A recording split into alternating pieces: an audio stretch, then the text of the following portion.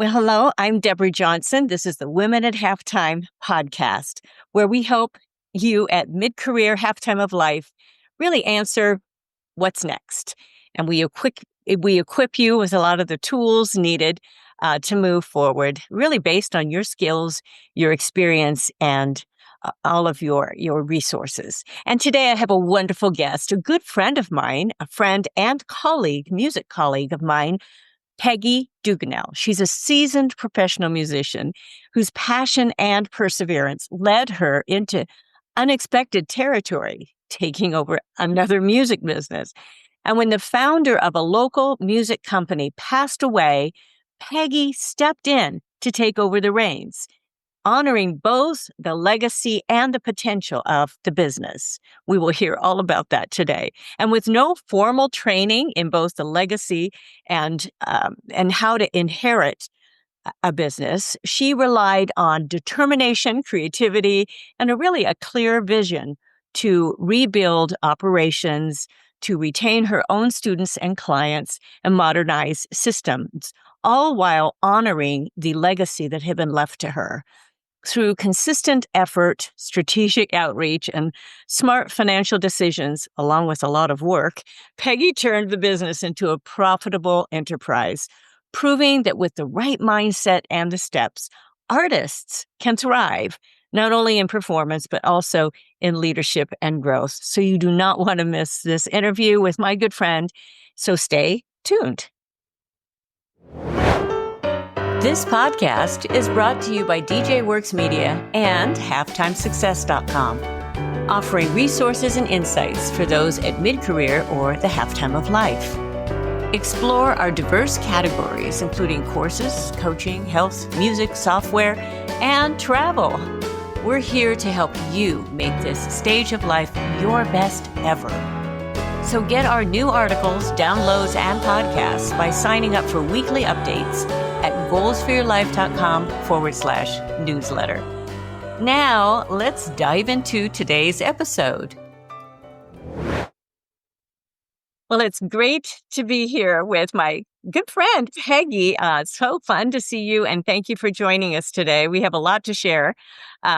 We've been music colleagues for a long time, but I'm going to have you give, even though I did a little introduction on you, a little bit of your background, just briefly, because you've played like with a bunch of people and you've been, you play for the Angels, all sorts of things, just fun things throughout your career. So, but why don't you fill us in a little bit of that? And then we're going to go right to our topic of just this taking over a business. Okay, So, sounds yeah. great. Well, I've been in the music business professionally for many years. I hate to say how We hate to say how many now. well, I'm fine with saying it. I've been a recording artist for over 35 years. I released my first album 35 years ago.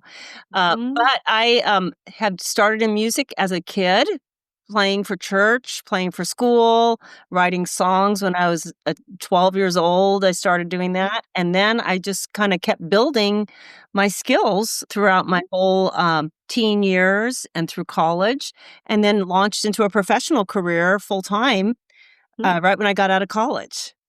And I've had an opportunity to work with all sorts of people, some celebrities, some unusual things like playing for professional sports teams. And I've been able to continue my work at churches, continue being an educator, and then also performing with my jazz group in all kinds of venues, working with different, as an accompanist for different celebrities or being a featured artist with different groups and ensembles. So it's a very exciting career, very diverse. And also I love composing and arranging. So between all that, I've been able to run my own business and manage everything for all these years. And it's been a development process, but I'm excited that I'm still doing it and still having a good job. I know. Very, very fortunate. I love this business. And I thought that would be fun today to talk about this business transition, because I remember the pretty much the exact time, not exact minute, but when you were graced with the responsibility of taking over Bank Beak Bankbeat Productions. And it was 10 years ago. I still remember us being together and you were a little nervous and you're going, oh, I don't know. This is huge. And because, I knew Steve Hall as well. And so, but you were very close to his family and they just wanted to entrust you with this business because they weren't equipped and, they didn't really have the interest in really developing it. So why don't, that was a good kind of introduction on you, but with Bankbeat, you already had your own record label. So explain this, what you have established in your record label, and then what was entailed in taking over another record label. Well, thank you, Debbie.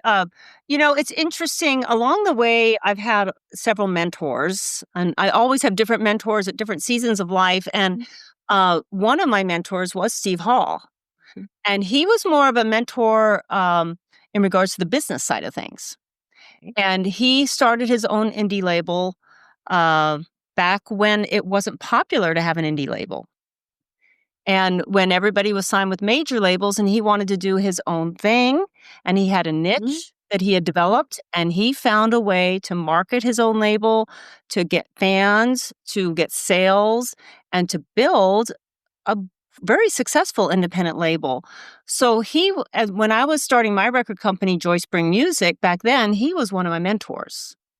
And I would meet with him and we'd talk about what I'm doing and he would listen to my records that I was doing. And then it just kind of developed that over time. He said, well, I'd love to, I shared some of the music that I'd recorded. And he says, this would be great as a piano record, like a 2-piano record. What would you think of doing that?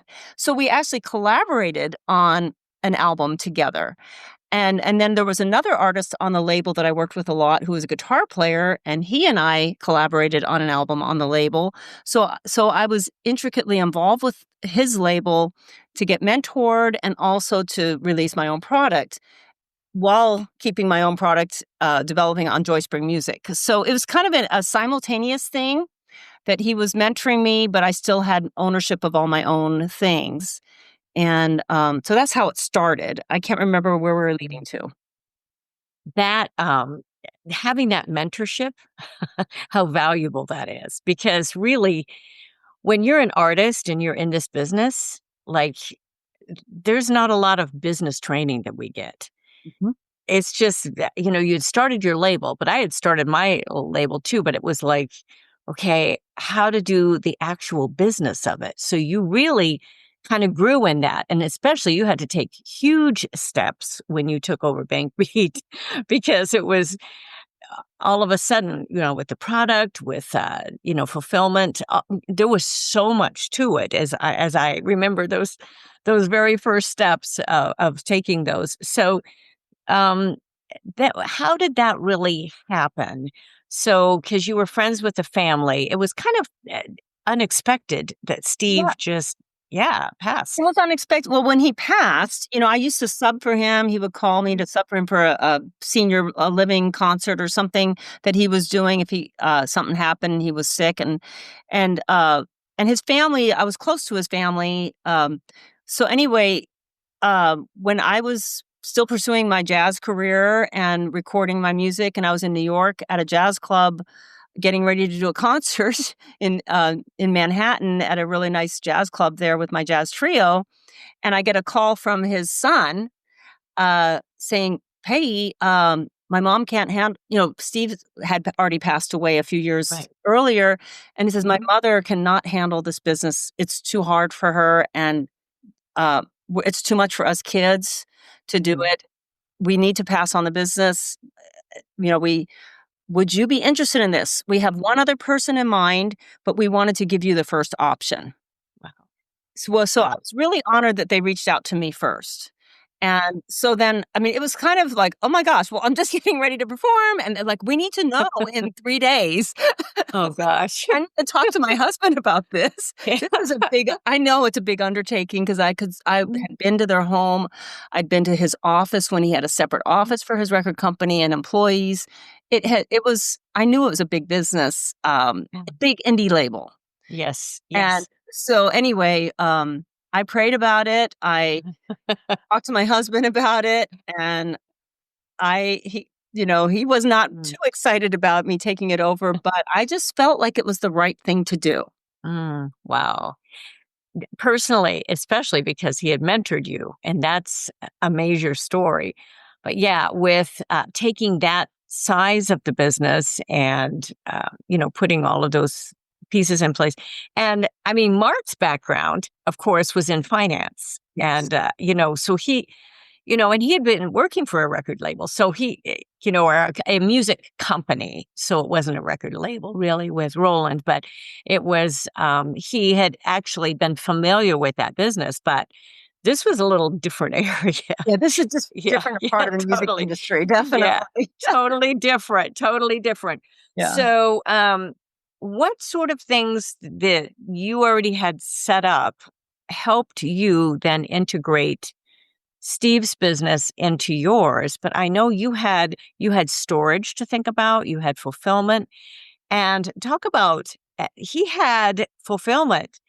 He had orders coming in constantly. Oh, Is yeah. that yeah? So that was, a Yeah, lot it of was a us are yes. not used to that many orders with our products. Yeah. No, So I already had my website set up. I right. already had my products on Amazon. So I had already set up certain Mhm. avenues for distribution of my products at that time. It was early in the digital world. 10 years Yes. ago, it was still and I was actually ahead of Steve in the digital things. He was afraid of that. And I had already dove into the digital world back before I took over his company. So Mm. that was helpful that I had already started setting those types of things up too. Right. Right. And then, but they had a business assistant, like an accountant, advisor that had advised Steve and been a part of the business. So she knew the business. And so she was part of the package, Oh, meaning okay. I could hire her to get me set up.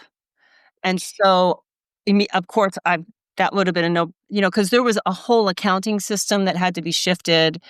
It had to be set up for me to do all the accounting.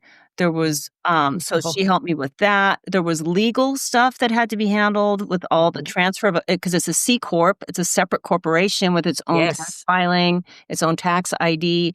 So there was all kinds of legal documents that had to be taken care of. Then there was the fulfillment. They had orders coming in that they hadn't fulfilled.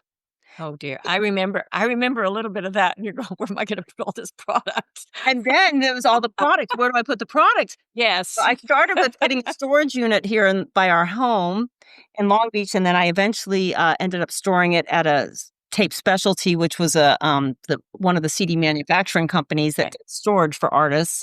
And I stored it there for about 8 years, 7 or 8 years. But, yeah, so that was a lot, and then figuring out who's gonna do fulfillment. I had them help me a little bit, but it just made sense for me to do all the fulfillment because of having to do invoices and all sorts. Yeah. So I became a little distribution, uh, company. I had Right. to handle all the distribution, and there were regular orders of a good size coming in. Right. And then, one of my girlfriends, she was in between jobs, and she had worked at an agency with me, a really good businesswoman. So she saw that this would be a good opportunity for me, and she had 3 or 4 months before she started her next job. So I hired her a couple times a week to help me get everything set up too. So I had a couple people that I hired to help get things set up and get where to distribute, how to do things, and how to get it all worked out. And there was a lot of business. The first few years, I worked my tail off, trying to get that all rolling, but it's paid off. It's been really worth it. Yes. And that's good to emphasize how much work it is, because just being gifted a business is it's it's work to keep it going and to grow it, and which you've done. You've done both of those things. You've kept it going through this digital age, because you still mail out CDs. People still want CDs. Mhm. So, which is interesting and a little bit unusual in some ways because, there's so many downloads now. So, um, Also, well, so you've come through some of those steps. You already had yours set up, and now you were adding on to that. Is that how did you merge then the C corp? You kept it separate for a while, as you know. Yeah, what I did, I kept, it was a gradual process. I started because also inherited the website that Bankbeat, Right, stevehall.com and right. his business. Thank you. And then I worked with his webmaster. So then I had a new webmaster that I hired. And then eventually I had him add my products on that website. I put a whole new catalog together, a physical catalog that had combined my products with the products that Bankbeat Right, or Steve Hall had right, produced, which already included two of my albums, so it wasn't like totally foreign. And it was right. similar style of music, Mhm, some similar genres. I expanded it a little bit, mhm. and then, so that was part of it, is just getting the website updated, getting my product integrated, getting a order form, putting a catalog together, reaching out to the distributors. There were stores ordering, calling. I had the same phone number. They gave me the phone numbers. Same people would call. I had the same email. So same people would email, and I had to like give them a little note. I've taken over BankBeat. I'm now the president of BankBeat, and I'm now handling all the orders and fulfillment. And so people knew that I was a contact person. I was getting phone calls all the time from people about things. And it just, one thing led to another. It opened up a distribution company, uh, more video work for our music to be aired on television for the Christian Mhm. television stations and Mm. different things. And I had to handle all the licensing agreements and all of that. So it's quite a significant amount of business.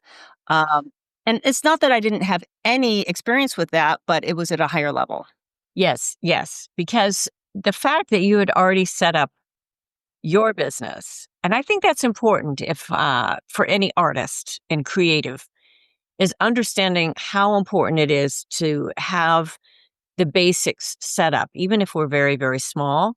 Mm. And then because you added on to something that you didn't have experience in doing as much. And I don't know that if you had a C corp before, but if you have already, then you add a separate C corp and have, all of that. That's kind of a big deal legally too, to Yes. add on and to be able to get through the legal issues and to be able to really move forward, and also with the fulfillment, with the distribution, Mm. because how do you organize it all in case you have all this product, a truckload? Yeah. Yeah. I set up a pretty good system. But speaking of the business, I was a DBA. Joy Spring Yes. Music was Right. Right. my legal Right. name, doing Right. business as Joy Spring Music. And Right. then what eventually I Mhm. set up was a DBA with my corporation. Right. So Right. I moved my Joy Spring Music catalog to the corporation, and then Yes. Bankbeat Productions Incorporated doing Right. business as Joy Spring Music instead of Right. Peggy Duquesnel doing it as. Right. So that was one of the things, but there's state filing. I had to Yes. make sales tax things. There's every year there's things you got to follow up on. Your business license has to be updated. So everything had to be updated to the new tax ID and the new forms Right. and Right. a new bank account. I Separate. inherited Yeah. their bank Mhm. account, and then I had to change out all the. Mhm. So there was a lot of legal stuff, Yes. and Yes. I Yes. still have to follow up on some of those things, but it's not as intense as it was. Yes. I do remember those days of how intense. Pulling your hair out there, and I'm thinking, "Oh, you know, be careful what you wish for," with all of this. So I mean, most of us, have the DBA and all of that, but inheriting, because Steve was he was a businessman. I Yeah, mean, he he was. he ran it just, I mean, and which is a really good example in having that, that sort of mentorship there of just pure, being able to set up all of these steps, Mhm. and to help you out Yeah. and also incorporate all of that. So, you were offered at one point, I remember you sharing with me, how you got even an offer for a buyout for someone wanting to buy part of your catalog, all of your explain that and kind of the process and what you went through in making your ultimate decision. Yeah. Yes, I was offered, somebody who had done a non-exclusive license with the Bank Beat catalog, realized how things were shifting in the digital business, and they had offered to do a buyout to give me a good amount of money up front for the whole catalog. Okay. And then I I looked at the numbers, I looked at what I'd been doing and what my goals were and what I'd been developing, and I looked at it and I talked to a few mentors, Yes. including Tom Geyer, who is Diane's husband, and who runs his own business and does a lot of composing and has a good catalog. So I talked to several mentors about it, and I thought, this is actually a pretty good business, and it's going to get easier as time goes on. Yes. Because the learning curve and the setting up of things is what's the hardest thing. And then you get the momentum going and you kind of get it into your routine, and it's not as many hours per week or per day. So anyway, I wisely chose not to sell it. And I'm really glad. So I have hung on it, and then I've continued to build the digital part of my business. And I just as of my 10-year closing, which was April 30th of 2025, I decided to stop selling physical product of the original Bank Beat catalog, which I inherited, and just focus on the digital side of things. Wow. Yeah. I mean, you still have some physical product, but you're not my own products. Right. But you're not going to produce anymore. And yeah. Well, and I'm not going to sell them. And the reason I'm not going to sell them is because one of the housekeeping things I had to do, or accounting things, was pay royalties on all of these products. Oh, yes. Okay. Every year, if I sell a certain amount of product on a certain title, I have to pay the mechanical and the publishing royalties to the artists and the publishers. Right. That was a big accounting project every year for myself and who I still have, the gal that's been helping me with my accounting. And so I thought the only way and since the physical sales have diminished so much, it doesn't make sense. It's cost me more to do all that and hire somebody than to just stop selling them. Right. So I have I'm just right now this month getting all of the physical products that are on the original Bank Beat catalog off of sales. I cancel them all on Amazon. They're only digitally available, and also on my websites. They're only going to be digitally available moving forward. So that was a big decision, and I'm really excited about it. It's a big oh, yay! And my husband was like, yay! We don't have to do royalties anymore. Yes. And most of us that have had, I have a number of albums, but I've got physical product in my closet. And, we've got that because these are now you get downloads. So I get my statements so much easier. Just, being able to get those sort of statements than, shipping out product or, kind of following up on, orders. And it's a lot easier. So there's a little part of me that thinks, okay, what do I want to do with some of this physical product now that you have left? Because some of I've paid for the royalties up front and some of mine. So that's done.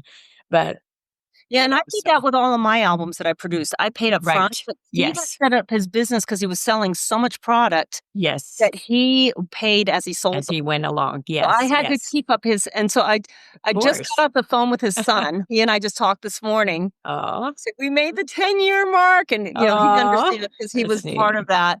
Yes. And I said no more physical sales. We're done. And he's like, wow, that's so cool. And I said, I have a certain amount of product left. I'm going to give it to you. Mike, he says, I said, I don't feel comfortable recycling it. It's your dad's product. Yes. Said, give it to me. I'll take care of it. Wow. Okay. So I don't think I'm actually moving it all out of the house, out of the. Yeah, my kids probably won't be that kind. And I'm only keeping the ones that I produce that I pay up front on the royalty So I don't Right. have any back end royalties to pay Right. selling product. So that way and then now the digital world has been set up differently because there's the music licensing collective and they handle Yes. all the Yes. mechanical royalties on the digital sales. Right. Right. So, because it's too much, I mean, there's no way we could keep track of that. It's Oh, now that it it's out, dribbles in here and there. Yeah. Yeah. It's uh, crazy. Yeah. it is crazy. Yeah. Yeah. So So, anyway, so it's really an exciting for me and for my husband, it's a really yes. exciting little step forward. Yes. Wow. Wow. That is so cool. So, um, I want you to let's go through all of the roles now that you have and you have taken on, because these are normal roles that we do when we run a business, but you are an artist. You're not only running the business, but you're also a writer. I mean, we understand that together, with this writing process and, doing our own copyrights, all of that, and producing our own products. So what are the roles what are the hats that you wear on a particular, like maybe a certain week, now that you're not going to be mailing out physical product of BankBeat, or now you've merged it, but what are some of those roles now that you take on every single Well, week? I kind of look at it as like 5 different hats Okay, that that's I'm good. wearing, Hmm. so of 5 different jobs, part-time Yes. jobs. Okay. Hmm. So I'm a performer. I've been a Right. performer my whole life and I'm still Hmm. performing. Right. And I you love that. and You I love love it. that. Yes. And I Yes. love it. Hmm. Yeah. I'm an educator. I've been Hmm. teaching music and Right. mentoring others Right. my whole life since, Hmm. this has all been going on since I was a teenager. Right. Um, I'm a composer and arranger. Right. So I'm doing that Right. too. And I'm continuing that going, developing more songs, doing Hmm. arrangements, all of that. Right. Right. Then I'm a church musician. Yes. So I'm working at a Mhm. church and, leading worship, playing piano, accompanying the Right. choir, playing in a worship band. That's a whole nother area. Right. And then I'm a business owner Yes. and I've got to manage the business on all of those things. I'm a Right. producer and a Mhm. business owner, record company owner and Mhm. publishing company owner. So all of those things, but not only that has business, but the teaching has business. There's Yes. invoices that need to be done for there's performances and Mhm. invoices and communications and follow up with musicians. There's setting goals for your writing and your arranging. Right. So all of those, and there's churches, all kinds of follow up emails and communication. So each one of those 5 hats has Yes. follow up involved Yeah. and business in it. Yeah. So And I think that's important for any artist to hear about the number of hats you wear, because it just seems like you can just do your art. Well, there's a lot to doing the art, and to keep doing the art, and to keep doing, the year after year. And it takes a lot of follow up, of just, that persistence all the way through, to keep all of that going. And I think, what is your favorite part of your business? You know, um, I get a certain fulfillment of being alone and doing some of the business stuff. I do enjoy it to some degree. Not a Uh-huh. huge Okay. amount, but I do enjoy it to some Mhm. degree because there's sometimes like just doing my accounting. It's like you start and you end and you're done. You reconcile. Yeah. So Yeah. it's like, but Mhm. so I do enjoy my time and my creative time and my practicing. But I really am a people person too. You really are. Yeah. Yes. You really are. Yes, thank you. And I Mhm. love being with my students, like mentoring Yeah. them, working with them and helping them Mhm. develop their skills. I Yeah. love going out and entertaining and interacting with an audience. Yes. Yes. So I love interacting with other musicians and Mhm. playing in a band or composing music or leading worship at church. Mhm. So I think that I like both sides of it Yes. in Yes. different ways. It was fun. I still remember one of the first times I went to the NAMM show, and we kind of hung out. And I mean, you were stopping at every booth and oh, I know this person. I know that, I took a good amount of time off and doing different things because I've raised a family. So it's been a little bit different. You've never quit being in that world. So, but we'd go, there's so many people to talk to. So I hang around people like you. So then I meet more people, because I mean, I love people, but boy, I love my space. So, I know. but You it's, understand that balance, yes, yeah, but it's just fun how you do enjoy the people, you enjoy the interaction, and that's the fun part. Yeah. But listening, for those listening who are going, oh, this sounds such a great field, understanding the amount of work behind it too, and the accounting and the, how important all of those steps are. It's a lot of work. And every product, that you put out, like I've just coming, as we're recording this, I have a new book coming out. And you think each one, it's just like an album. I put out lots of albums as well. And you think, oh, it should get easier.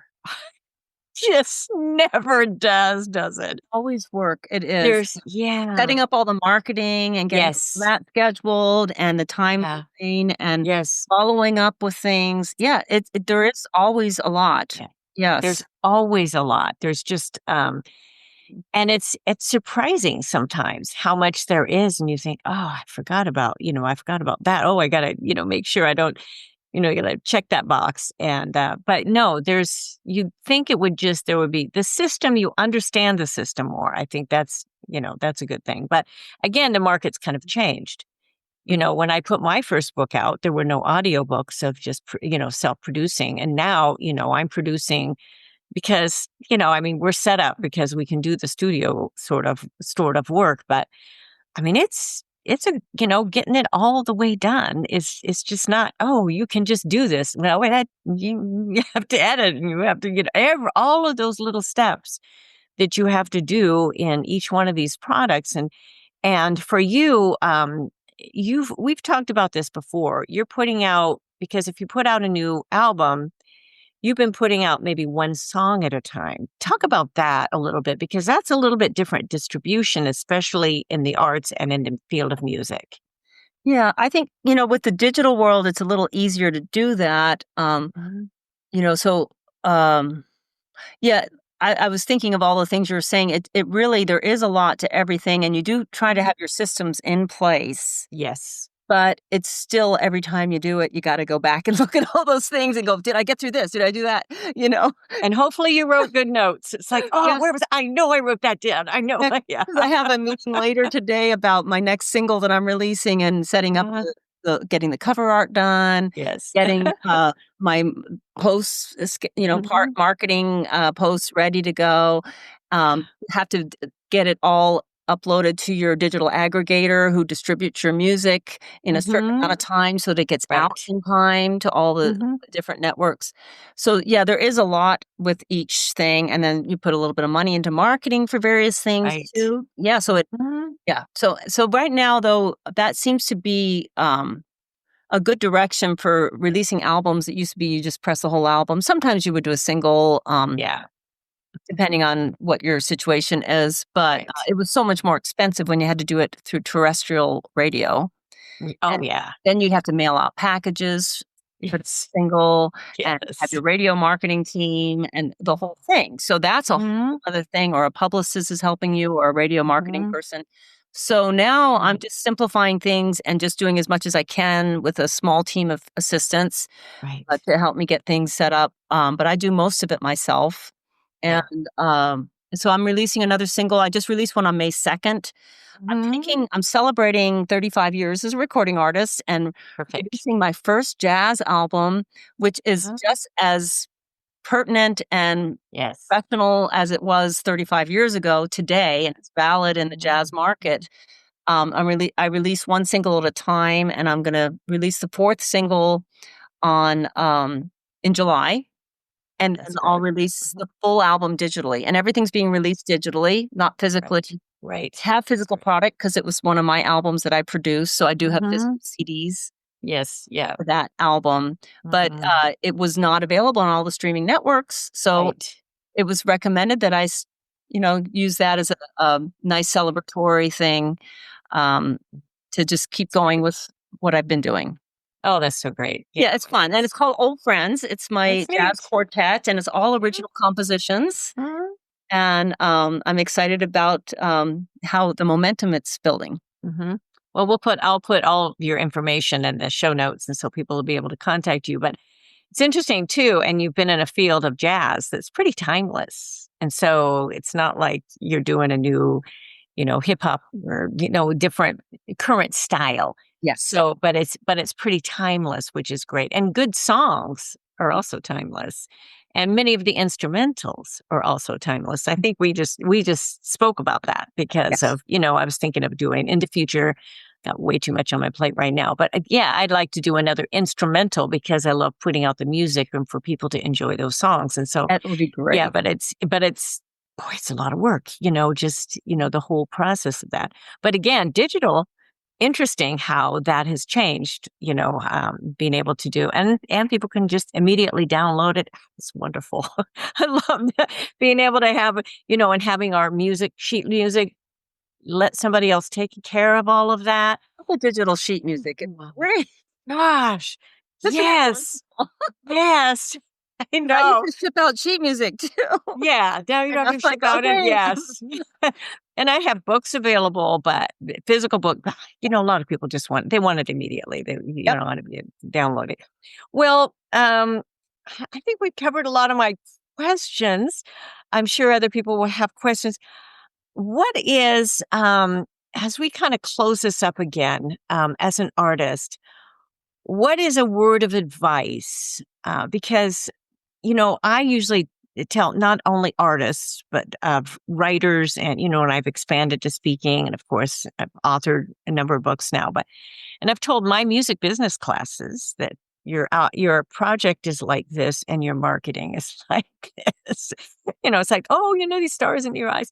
But I mean, there's just a lot to all of that. But what else, what sort of word of advice would you have people going if they're going to go into the arts and go into this field? Or maybe just about life in general. Well, I think it helps if you feel called to do something, Okay, you know, that's cool. and you have a passion for it. Mhm, mhm.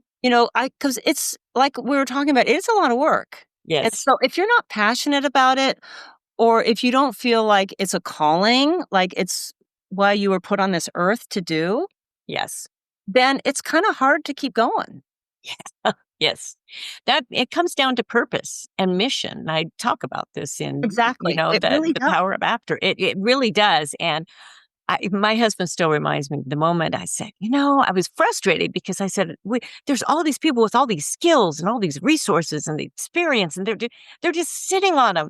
And he said, that's your mission. That's your mission. He was helping me identify actually, but I was so passionate about that. But part of what my mission has been also is to encourage people in music as well, in doing huge concerts and that sort.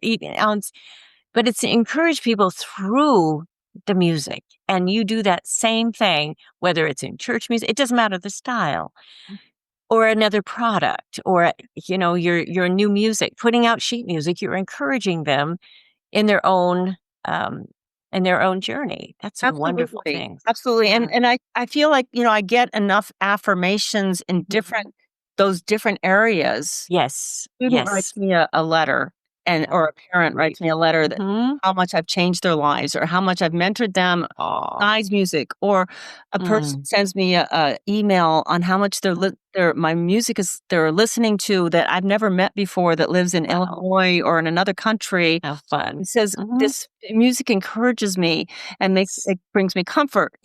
Those are the things Yes. that keep you going, They sure do. Oh, that's you know? wonderful. It That's really wonderful. and then you feel like, there's a reason I'm doing this, Yes. It might be at a job that somebody Mhm. came in, and I saw that you were playing here, and I came in because I've been listening to this one song, Oh, and I sweet. wanted to it's come my little To boy meet you. wanted to hear you, I mean, it's Oh, just how there's sweet. things like that that happen that you go, "Oh, I guess I am Mhm. doing the right thing." Oh, that is so sweet. That's wonderful. So, well, for those that are just listening, not just listening, but if you if you're not going to just read the show notes right away, how can people contact you, and maybe get in touch with you, or just listen to your music? What is the best way for them to do that? Well, my website Hmm. is always good because all of my links are there for my social media, for my streaming of my albums, for information about my teaching. Good. So you can contact me through my website. There's a contact Mhm. form on there. Right. It's Peggy Music, PeggymUsic.com. That's easier than Duquesnel. So peggymusic.com. That's perfect. Yeah. So yeah, no one have to worry about spelling the last name. So um yeah, that's wonderful. And I will put all of that, that'll be in your show notes as well to be able to contact you. Peggy, this has been wonderful. I think very informative, not only in the fact that you took over a business and you've, with the legacy of it. And I know now you're thinking about how to, pass that along, but the type of work it took, the type of just the commitment that you had, not only to the business itself, but to honor the person that was behind it. Because as your mentor, how wonderful was that? And all the systems, all the hats. That'll be in the show notes as well, because that's very, very important for anyone going. It doesn't matter what sort of field that we're in, but especially the arts. It's not just like, oh, I'm just going to do my art. Well, are you going to live in your car? What are you going to do? There's a lot to this, the whole thing. And, you got to pay attention to the business. Yes, And I'd absolutely. much rather just do the arts, but yeah, but we got to pay attention to, with all the business and we're in a field.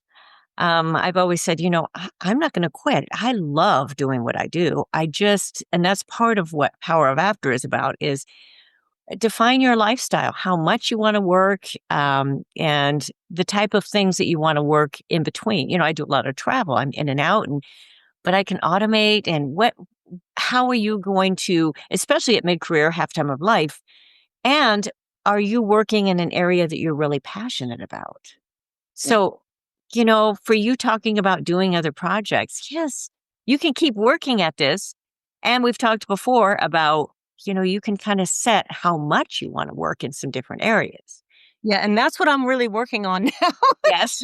That's always something. People always want more, don't they? Oh, Well, yeah. and I can't wait to read your book, to tell you the truth. I Oh, think it's very good. timely. I'm excited to read your book, Debbie. Oh, that's And yeah, very fun. so I think it is a really balancing act Yes, when it you is. have a lot of interests, and not only professionally and Yes. artistically, Mhm. but you also love your family and your friends, Yes. and you're Yes. trying to balance and stay healthy and get to do the things that you want to do with your life. Yeah. Yeah. And so it's trying to get that all to be cohesive and not to, Yeah.